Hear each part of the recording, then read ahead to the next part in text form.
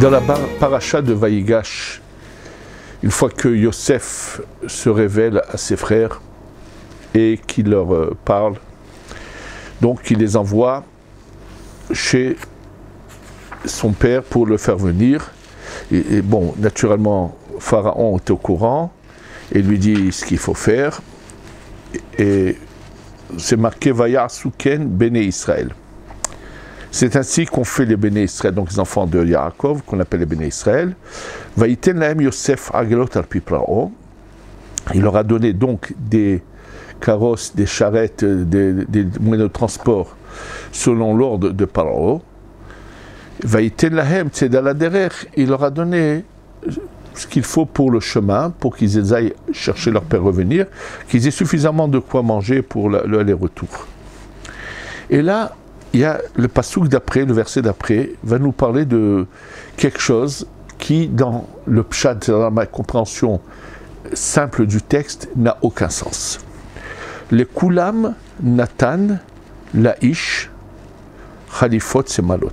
Les kulam à tous, il a donné à l'homme khalifot semalot. Alors déjà, dès la songe, il est kulam natan, à tous il a donné. On aurait pu dire directement, à tous il a donné. Khalifot semalot, ce sont des tuniques, des vêtements de tunique. C'est-à-dire pas des sous-vêtements, mais des vêtements qui couvrent tout le corps.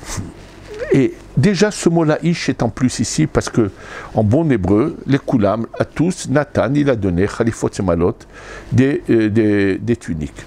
Même le mot khalifot semalot est un peu, quoi on appelle ça, est un langage un peu lourd, puisqu'il aurait pu dire les kulam, Nathan, les vushim, à tous, il donne des vêtements. Et puis, de toutes les façons, la question essentielle là, est de qu'est-ce que la Torah vient nous raconter. Les enfants de Yaakov, donc ses frères, ne sont pas des enfants, ce sont des adultes. Et quand ils ont besoin d'un vêtement, ils se le confectionnent. Ils manquaient de rien, de l'argent ils en ont. Quelle est l'importance, pourquoi la Torah vient nous dire qu'il leur donne des vêtements? Ils sont venus, Baruch Hashem, vêtus de manière décente et comme il faut.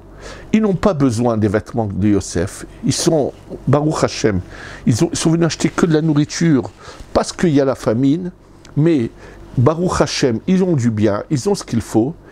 Quel est ce sens de cela? Et surtout, cette manière de parler, alors surtout quand on sait que le Zohar parle de toute la terminologie de l'individu quand il est appelé Ish, s'il est appelé Adam, s'il est appelé Gever, il y a différentes terminologies pour parler d'une personne, et le mot, le terme le plus du plus haut niveau, c'est Adam, et au-dessous de lui, quand justement c'est pas la perfection totale, c'est le mot Ish. Et bien sûr, ça va faire poser des questions dans le Zohar. Pourquoi dans ce cas-là, au moment du passage de la mer, la Torah utilise le mot Ish pour Akadosh Baruch Hu? Et il y a des réponses à cela. En tous les cas, le Zohar parle longuement de chaque endroit dans les versets, pas chaque, mais dans plusieurs endroits dans les versets, où est utilisé le mot Adam ou bien le mot Ish, et pourquoi tel terme est utilisé plus que l'autre. Et là, on voit que est mis en relief le mot Ish, qui est le manque de perfection, puisque le terme de la perfection, c'est Adam. Donc, déjà, pourquoi le mettre en plus ici dans le passouk, et pourquoi utiliser le mot Ish? Les kulam, la tanatus, il a donné, la Ish à l'homme, la Adam, on aurait pu dire aussi, et là c'est la Ish. Quoi? Khalifot, c'est malot. Des vêtements Simla, c'est comme une jupe, en fait c'est une sorte de tunique, mais et puis la question qui va être tout de suite posée, où le Binyamin et à Binyamin Nathan shlosh meot kesef. À Binyamin il va donner 300 pièces d'argent. Qu'est-ce que tout d'un coup Binyamin a besoin d'argent? Il n'a pas d'argent de poche. Ce sont tous des hommes mariés qui ont une famille. Là, Binyamin a déjà 10 enfants qui n'ont besoin, Baruch Hashem, qui ont de la richesse. Donc, qu'est-ce que la Torah veut nous raconter? Qu'il lui a donné 300 pièces d'argent. Et Vehamesh Khalifot Semalot. Et à lui, 5 formes de vêtements, il lui a donné. Alors, déjà, la question, bien sûr, que se sont posées plusieurs commentateurs, c'est, étant donné qu'il a vu clairement que le fait que son père lui fasse une tenue particulière avait provoqué une sensation indésirable qui a finalement engendré de la haine et l'ont vendu et tout ce qui s'est passé, comment se fait-il que lui, de nouveau, fasse la même chose? Fasse que donner à son frère 300 pièces d'argent et 5 tenues. Sur la suite de ce qu'il envoie à son père, nous avons fait un cours entier. Qu'est-ce que ça veut dire qu'il lui envoie 10 ânes et des ânesses? On a expliqué que c'est pareil. Qu'est-ce que vous pouvez nous raconter? Qu'en fait, il y a une légion bien plus profonde. Vous pourrez le trouver dans les cours des années précédentes. Et ce que je vais vous dire maintenant va compléter ce qu'on avait dit sur ce cours-là. Pour comprendre en fait de quoi il s'agit et que qu'est-ce que la Torah nous dit que Yosef a donné à ses frères, il ne s'agit surtout pas, n'imaginez pas un instant qu'il a fait venir un tailleur et qu'il a commencé à leur préparer des tenues. La Torah n'est pas un journal de faits divers, de petites histoires, de petits détails qui n'ont aucun sens apparemment. Nous savons, le principal dans toute cette histoire, c'est que Yosef est en vie, son père va venir, ça va être malheureusement le début du premier galou, du premier exil. Donc il est évident que la Torah veut dire quelque chose d'autre. Et ceux qui se ferment les yeux, qui ne veulent pas s'ouvrir le cœur et les portes de leur intelligence vers les secrets de la Torah, resteront dans les ténèbres et ne comprendront jamais rien à ce qui est marqué dans ces versets-là. Parce qu'il est évident qu'ici, sans la Kabbalah, il n'y a aucune explication et aucun sens à ces versets. En fait, pour comprendre cela, je vais vous ramener un midrash très intéressant qu'il y a très longtemps dans un cours qui concerne Rosh Hashanah, il y a quelques années en arrière, je vous ai raconté ce midrash qui concerne essentiellement le vêtement que les personnes peuvent avoir. Le midrash raconte que Rabbi Eliezer et Rabbi Yehoshua, à une veille de Kippour, étaient à Yerushalayim et marchaient en direction du temple. Rabbi Yehoshua et Rabbi Eliezer sont deux Tanaïm, donc l'époque les Tanaïm, c'est ceux qui ont rédigé la Mishnah, ce sont les maîtres de Rabbi Akiva. Et eux vivent vers la fin du deuxième temple, mais avant sa destruction. Donc une veille de Rosh Hashanah, Rabbi Eliezer et Rabbi Yehoshua marchent en direction du Beth Amikdash, du temple. Et voilà que lorsqu'ils soient au temple ou avant qu'ils approchent le temple, en tout cas sur leur route, ils ont une vision qui est bien sûr surnaturelle, une vision spirituelle. Ils voient un ange. Bon, c'est normal, les Tanaïm, c'est rien de particulier à cela. Et cet ange, donc c'est une vision vraiment spirituelle, leur montre un vêtement spirituel auquel il manque, qui est très très beau, mais il lui manque une finition. C'est marqué dans le Midrash, Safa lefiv. Une lèvre à sa bouche. Ça veut dire que je ne sais pas à quel endroit du vêtement, il manque quelque chose. Naturellement, Rabbi Eliezer et Rabbi Yehoshua pensent que s'ils ont cette vision, c'est qu'ils sont concernés par cette vision.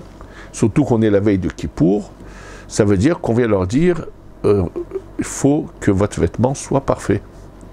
Donc ils s'adressent à cet ange et lui demandent à qui de nous deux appartient ce vêtement spirituel. Ça veut dire que dans l'au-delà, on va l'expliquer ce que c'est ce vêtement spirituel qu'ils ont vu. Leur répond l'ange, non, chas v'shalom, que Dieu préserve, c'est pas du tout à vous. Vos vêtements sont parfaits, sont bien plus importants que cela, parfaits, sans aucun manque. C'est évident, Rabbi Eliezer et Rabbi Yehoshua sont ces grandes lumières de leur génération. On ne s'imagine pas ce que sont les Tanaïm, comme dans la Gemara que je vous ai ramené il n'y a pas longtemps avec Rébi et Antoninus, ils étaient capables de faire revivre des morts. Que pour eux, c'est vraiment des... On n'a pas d'idée qui étaient les Tanaïm. Mais il leur répond, l'ange leur répond, ce vêtement appartient à Yosef le jardinier de Ashkelon. Donc eux, même que ce sont les Tanaïm, ce sont, on pourrait dire, vous savez, les plus grands, les vieillards de la génération, les grands rabbanim de la génération. Imaginez-vous qu'on nous dit que Rav Greneman ou bien Rav Steinman ou Rav Chaim Kanievski ou vraiment des personnages qui sont déjà d'un certain âge, qui sont les vieillards, les grands de la génération en Torah, des grands personnages comme ça, et eux entendent cela, et qu'est-ce qu'ils font? Après Sukkot, ils prennent la route jusqu'à Ashkelon pour aller rencontrer ce jardinier qui s'appelle Yosef, pour le mettre au courant, dans le but de lui dire qu'il a un très beau vêtement, mais qu'il faut le parfaire.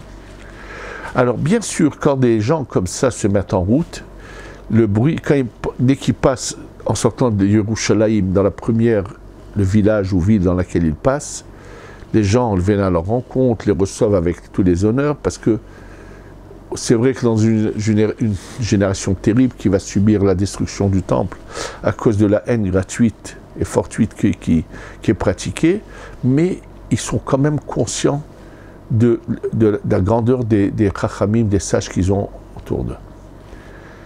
Et donc, quand ils arrivent vers Ashkelon, bien sûr, les gens sortent à la rencontre, et les gens les plus riches se disputent le droit qui sait qui va les recevoir chez lui. Donc ils sont bien accueillis, et à la surprise de tous ces gens riches qui sont venus les accueillir, chez qui ils ne veulent pas aller, ils demandent à rencontrer Yosef le jardinier. Alors Yosef Haganan, c'est le nom qui a été donné à quelqu'un qui habite, pas dans Ashkelon même, mais aux environs, près de ces terres, qui a des terres qu'il cultive et dans lesquelles il fait pousser des légumes de la saison. Il a plusieurs lopins de terre dans lesquels il fait un roulement des légumes de la saison, comme on va le voir tout de suite. Eux sont surpris qu'ils refusent de venir chez eux, mais les rabbanim sont catégoriques, Rabbi Eliezer, Rabbi Yoshua, et donc on les accompagne jusqu'à ce fameux jardinier, Yosef le jardinier. Ce Yosef Haganan, ce Yosef le jardinier, naturellement est surpris de voir d'illustres rabbanim venir chez lui, alors que lui, sa maison, c'est pas un palais. Et comme il leur dit, vous laissez la maison des riches, vous venez chez moi. Ils lui ont dit, oui, c'est très bien. Il leur a dit, vous savez, moi, tous les jours de la semaine, mes repas, ce sont du pain et des légumes. Et donc, c'est ni viande, ni poisson, ni rien. Donc, bien sûr qu'il y avait un peu de gêne de sa part de ne pas mieux les honorer que cela. Ils ont dit, ça nous suffit parfaitement, nous, on est venus pour te voir. Donc, il les invite à manger. Ils mangent avec lui le pain et les légumes qu'il met devant eux. Et après le repas, il lui dit, on voudrait te parler en tête à tête. Donc sa femme sort et il lui parle. Il lui demande, raconte-nous un peu ta vie. Qu'est-ce que tu fais dans la vie, qui tu es? Il lui demande, donc il leur dit, bon, vous voulez savoir, sachez que moi, mon père était quelqu'un de très riche, on habitait dans Ashkelon, on avait un palais, on avait du bien. Et il raconte qu'après la mort de son père, il a perdu le gros de la fortune. Et à ce moment-là, puisqu'il n'était plus au rang des riches de Ashkelon, ils ont commencé à lui chercher bagarre. Parce que malheureusement, comme je vous l'ai dit déjà il y a un moment, on est à la fin du deuxième temple où il y a la haine gratuite. Il a dit, moi, qu'est-ce que j'ai fait? Je suis parti de la ville. Voilà, vous voyez ma maison. J'ai des lopins de terre là, ici. Et je travaille, bien sûr, il fait cette filote, il étudie la Torah aussi. Il dit, voilà, et avec les légumes que tous les jours je ramasse, la moitié de la récolte de mes légumes, je la donne à plus pauvres que moi, à des misérables. Je les distribue pour qu'ils aient de quoi manger. Et l'autre moitié, je l'utilise pour manger, je vends une partie pour qu'on ait de quoi acheter ce qu'il faut pour Shabbat, pour les vêtements. C'est-à-dire, de la moitié de sa récolte de légumes, il vit, et de l'autre moitié, il donne aux pauvres. Je voudrais juste faire une remarque. Qu'on vienne me dire que quelqu'un qui a une fortune de 100 millions d'euros, et qu'on me dira, il a pris 50 millions d'euros, il les a distribués à la tzedaka, c'est évident qu'il sera à féliciter. Mais je sais qu'il lui reste quand même encore 50 millions d'euros pour vivre. Donc il n'est pas dans le besoin. Il est à l'abri du besoin, il peut dormir tranquille, sans problème. Mais quand on a affaire à une personne qui vit au jour le jour de la récolte de son labeur, de ses légumes qu'il plante, et qui soit capable de donner tous les jours 50% de ce qu'il récolte, ça prouve que c'est vraiment quelqu'un de très grand. Il m'arrive des fois de rencontrer et d'être choqué par des gens. J'ai eu l'occasion de connaître des gens qui, Baruch Hashem, tant mieux pour eux, que Dieu leur donne encore et encore, non seulement qui manquent de rien, mais qui, Baruch Hashem, ont de grosses fortunes, et je le sais puisqu'ils ont l'occasion de parler avec moi où ils allaient investir. Je connais la valeur de la maison qu'ils ont, et ainsi de suite. Qui n'ont, pendant des années, je ne les ai jamais vus ni entendus, bien qu'on se connaissait. Et puis, à la suite d'un problème qu'ils ont eu, ils avaient besoin quand même de miséricorde, avaient décidé de faire un petit quelque chose pas pour moi, Chas v'Shalom, pour le Kollel. Et qui, même ça, ils l'ont un jour arrêté, sans raison quelconque, et qui ne manque, je vous le répète, de rien. Ils ont autant d'argent, ils ont tellement de mal à le sortir. Ils oublient une chose, c'est que dans leur tombe, ils n'emporteront rien avec eux.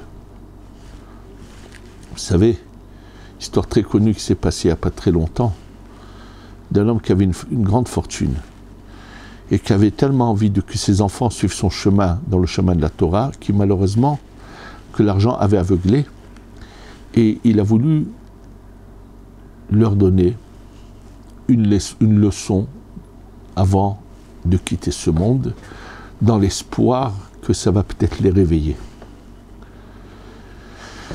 Et il avait prévenu la Chevra Kadisha, ceux qui allaient s'occuper de son enterrement, de ce qu'il allait faire, et il leur avait donné des instructions. Avant de mourir, il savait que son moment était proche, il a donné 2 lettres à ses enfants. Il leur a dit, la première lettre, il leur demande de l'ouvrir juste après sa mort. La seconde, à la fin des 7 jours de deuil. Il a quitté ce monde. Première lettre, dès qu'il est décédé, on ouvre, et il y a une lettre dedans. Il demande à ses enfants, il veut être enterré avec ses chaussettes dans la tombe. Ses enfants sont choqués, sont étonnés d'une lettre, d'une demande aussi bizarre. Mais c'est son désir. Il leur a laissé quand même une fortune en héritage, s'adresse à la Chevra Kadisha en demandant qu'ils soient enterrés avec des chaussettes. Et la Chevra Kadisha leur répond non, c'est contraire à la coutume et à la halakha. La personne est enterrée uniquement avec un vêtement qui, beaucoup ne le savent pas, mais qui est préférable qu'il soit fait de lin. Il y a une raison kabbalistique à cela. Et si ce n'est pas demandé de manière explicite ici en Israël à la Chevra Kadisha, ils mettent un autre tissu, mais ceux qui le demandent, ils rajoutent un petit quelque chose, obtiennent un vêtement de lin. Et ils insistent, et la Chevra Kadisha, de façon qui était au courant que c'était quelque chose que le père avait fait exprès, on leur avait dit, refuse de manière catégorique. Bon, ils ont demandé, il y a un refus total, ils ne peuvent rien faire. Le 7e jour, ils ouvrent la 2e lettre, et là, il leur marque que ses enfants voient, même avec ses chaussettes, il n'a pas pu les emmener avec lui dans la tombe. Il leur dit, qui se rappellent bien cela, qu'ils n'emmèneront rien avec eux dans leur tombe. C'est une manière de leur rappeler le but de la vie et qu'est-ce que font les gens sur terre. En tous les cas, je reviens à l'histoire de Yosef le Ganan, donc il raconte tout cela à Rabbi Eliezer Rabbi Yoshua, que voilà comment il vit. Alors Rabbi Eliezer Rabbi Yoshua sont bien sûr vraiment agréablement surpris de voir en face d'eux un homme d'une si grande valeur, qui a autant de cœur, qui a autant d'amour d'Hachem, de Dieu. Ils lui disent, écoute, sache qu'on a vu ton vêtement spirituel la veille de Kippour. Il lui raconte, il est magnifique, tu as un vêtement mais extraordinaire qui t'attend pour le Gan Eden, pour l'au-delà, pour le Taneshama, pour ton âme. Sache qu'il lui manquait un petit quelque chose et tâche de le parfaire, ça sera l'idéal pour toi. Il leur a dit merci aux rabbanim, et les rabbanim prennent la route du retour. Après que les rabbanim s'en aillent, sa femme rentre et lui dit, tu sais, j'ai entendu tout ce qu'ils t'ont dit. C'est-à-dire, elle a entendu la discussion entre les rabbanim et son mari, d'autant plus qu'ils n'habitaient pas des maisons en béton avec des murs épais, c'était des cabanes dans la campagne, donc elle a tout entendu.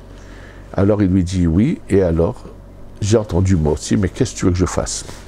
Donner plus que ce qu'ils donnent, c'est pas possible, il faut qu'ils aient de quoi manger, ils aient de quoi se vêtir, donc il donne déjà le maximum, 50%. Elle lui dit oui, tu as raison, mais j'ai une idée. Elle lui dit, tu vas me vendre pour un certain nombre de temps, c'est-à-dire tu vas me vendre comme servante pour, je ne sais pas, 6 mois, 1 an, je ne sais pas. Et avec l'argent que tu vas toucher de ma vente, tu vas le donner à la tzedaka et comme ça tu vas parfaire ton vêtement. Il faut croire que vraiment ce Yosef a mérité ce qu'on appelle une femme virtueuse et chétraïl, plus qu'exceptionnelle, où on peut imaginer qu'une femme se sacrifie autant pour la spiritualité de son mari. Lui, en entendant ça, il lui dit « Chas v'sholom en okaka » il dit « à qui je vais te vendre ?» Aux gens qui ont de l'argent. Mais tu sais qu'ils sont pervers. Et ils vont mettre leurs yeux sur toi. Qu'est-ce que tu veux, que je perde tout, que non seulement que j'arrange pas mon vêtement, que je le perde, parce qu'ils vont t'embêter. Et si tu trébuches, non seulement que je n'aurai pas parfait mon vêtement, mais je vais tout perdre. Et elle, qui lui dit, tu ne me fais pas confiance, tu m'écoutes, moi je sais que je suis une femme forte, je ne me laisserai jamais tenter. Et elle insiste, elle le pousse, elle l'oblige à accepter sa proposition. Elle est tellement, comment on appelle ça, affirmative dans sa décision, que malgré lui, il le fait. Il la vend à quelqu'un de riche, il ne s'est pas trompé. Dès qu'elle commence à travailler chez cette personne, malheureusement, même qu'elle soit une femme mariée, cet individu met ses yeux sur elle et lui fait des approches qu'elle refuse. Et quand il voit qu'il n'arrive pas à arriver à ses fins, il s'est dit, je vais la briser, et après elle acceptera. Il demande à son berger de la prendre et de la faire travailler dans des besognes horribles d'un troupeau de moutons. Et c'est ce qui se passe, on lui fait faire des travaux qui la rendent dans un état terrible. Bon, entre-temps, pas beaucoup de temps s'est passé, le mari qui a du remords, se dit, mais qu'est-ce que j'ai fait? Comment j'ai pu faire une chose pareille? Et il n'en est pas tranquille, il a tellement peur que sa femme se soit faite abuser. Après peu de temps après qu'il l'a vendue, il décide d'aller voir qu'est-ce qu'elle devient. Donc il va à la maison de ce riche, il demande où elle est, on n'y allait pas là, elle est dans les champs. Ça lui semble bizarre, qu'est-ce qu'il fait? Il se déguise. Il fait un vrai déguisement pour pas qu'elle le reconnaisse, en tout cas il mettait des choses qui couvraient le visage en partie. Et quand il arrive dans les champs, il la voit dans un état, il est choqué de voir l'état dans lequel sa femme se trouve à cause du travail dur, et il change de voix et lui dit, madame, je vois que vous êtes en train de souffrir terriblement ici, moi j'ai de l'argent, si vous voulez je vous rachète et vous donnez ma femme. Elle lui dit, merci monsieur, pas de proposition, moi je suis une femme mariée, ne m'embêtez pas. Il insiste, aucune réponse. Donc il voit que sa femme a tenu bon. Il se révèle à elle Et naturellement, ils se mettent à pleurer tous les deux. Et dès qu'ils se mettent à pleurer comme ça de leur souffrance, de voir, quand ils voient sa femme dans cet état, une voix du ciel qui sort et qui dit « Yosef, ton vêtement est parfait. Celui de ta femme est encore plus grand que le tien. Va à tel endroit, près dans les champs, près de tel arbre, creuse. Il y a là-bas un trésor que ton père avait caché. Prends l'argent, rachète ta femme et vivez dans la tranquillité. Et vous allez être même riche. » Bon, c'est ce qui se passe. En tous les cas, qu'est-ce qu'on retient de tout cela? C'est que tous les jours de notre vie, on confectionne des parcelles d'un vêtement que l'homme va avoir après 120 ans dans l'au-delà, qu'on appelle Halouka des Rabbanan. Et c'est à ce vêtement que fait allusion la Torah, la Tfila le matin, quand nous disons tous les matins que Hachem revêtit les nus, Malbish Arumim, ceux qui sont dénudés les vêtis, ça veut dire que tous les jours, on reçoit un cadeau, un vêtement. Ce vêtement, ou on va le parfaire et l'embellir, ou malheureusement, par les fautes que nous faisons, on va au contraire l'entacher, lui faire des problèmes. Et c'est ce qui se passe après 120 ans, la personne est jugée sur chaque jour de sa vie. Si elle a fait tchouva, elle peut tout rattraper, tout arranger. Mais si elle n'a pas fait de repentir, pas de tchouva, on va lui montrer chaque jour de sa vie qu'est-ce qu'elle a fait du vêtement de ce jour-là, qui est une parcelle d'un vêtement total général de la vie entière. Et c'est à cela qu'on fait allusion quand nous récitons tous les matins Balbish Haomim, et également la bracha d'après, Hanoten la Ya'ef Koar, qui donne de la force à celui qui est fatigué. Il s'agit que celui qui n'a pas abîmé le vêtement, mais qui l'a juste dans un endroit du vêtement fait un problème. Et c'est aussi tous les matins, on nous donne une nouvelle chance. Tous les matins, on nous donne un nouveau vêtement. Et c'est à nous de savoir comment agir et comment se conduire. Revenons à la question de cette petite paracha. Les frères de Yosef, malheureusement, quand ils l'ont vendu, ont perdu beaucoup sur le vêtement spirituel qu'ils avaient. Yosef, qui lui, au contraire, qui a surmonté les épreuves et qui est arrivé si haut et si grand, le fait qu'il soit devenu vice-roi dans ce monde, sa neshama là-haut est à un niveau inimaginable. Et quand il envoie ses frères, il leur dit, sachez, vous êtes que Ish, ils ne sont pas Adam. C'est pour ça que le terme Ish est utilisé. Il va, lui, qui est le Yesod, qui est donc la Sphira qui donne à la Malchut. Ses frères sont une Sphira qui est au-dessous de lui. Vous le verrez ça dans d'autres cours des années précédentes où j'explique cela en long et en large. Il va leur donner, il va les aider à avoir de nouveaux vêtements spirituels. C'est à cela que fait allusion la Torah quand elle nous parle de cela. Maintenant, nous savons que dans la Neshama, il y a 5 parties, mais 3 sont à l'intérieur et 2 au-dessus. Nous avons Nefesh, Ruach, Neshama, Chaya, Yechida, les 5 niveaux de l'âme. Binyamin n'a pas participé à la vente de Yosef. Binyamin est parfait. À Binyamin, ça va être un supplément. Comme le dit le Megala Amukot, je pense, le Shla. Plus tard, un descendant de Binyamin, c'est Mordechai Yehudi, on va le voir être vêtu de vêtements de royauté. Ou Mordechai Yatsa, Mordechai est sorti Bilvush Malchut, par un vêtement de Malchut, où c'est que c'est marqué dans la fin de la Megillah. C'est pareil, la Megillah ne vient pas raconter quelle est la beauté des vêtements que possède Mordechai lorsque le roi Achashverosh le fait monter de grade, pas du tout. De nouveau, on nous fait allusion à ce que Mordechai a réussi à faire en ne se prosternant pas devant Esav, il va mériter les vouches Malchut, c'est-à-dire qu'il va parfaire les vêtements de la Malchut, du monde de la Hatzilut. Qui est son ancêtre? C'est Binyamin. Binyamin reçoit 300 pièces d'argent. L'argent, c'est le chesed. Ça veut dire que dans son neshama à l'intérieur, Nefesh ou neshama vont recevoir des jets de lumière particuliers. De qui? De Yosef. Yosef, c'est le Yesod. Binyamin, c'est le Yesod de la Malchut. Yosef, c'est le Yesod du Zachar en haut de la Tiferet. et 5 vêtements. Parce que chez Binyamin, c'est pas remplacer le vêtement qui est touché, mais c'est au contraire d'amplifier les vêtements qui sont sur le Nefesh, Ruach, Neshama, Chaya, Yechida. C'est à cela que fait allusion la Torah.